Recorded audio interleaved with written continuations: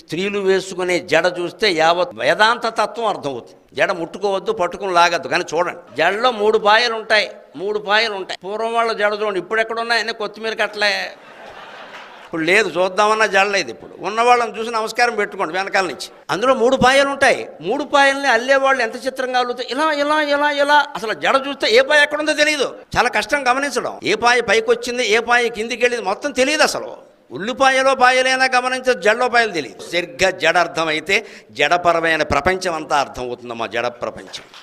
మనలో మనమే ఎప్పుడు సత్వగుణంలో ఉంటామో, ఎప్పుడు పోటీలు పడి పంతాలు పడి రజోగుణంలో గెలిపోతామో, ఎప్పుడు పరమ మూర్ఖులమై క్రూరంగా హింసతో తమో గుణంతో ప్రవర్తిస్తామో మనకే తెలియదండి. అదేమిటి అలా ఉన్నవాడు ఇలా అయిపోయాడు, నిన్నటి వరకు బాగానే ఉన్నాడు, ఇవాళ ఇలా ప్రవేశించింది ఓ పురుగు వాళ్ళలో, ఏం చేయమంటాం? అదే తమో గుణం అనే పురుగు. ఆ ప్రవేశిస్తున్నప్పుడే జాగ్రత్త పడని, ఎంత చదువుకున్నాను కదా, ఈ ఆలోచన వస్తే వాడు బాగుపడదు.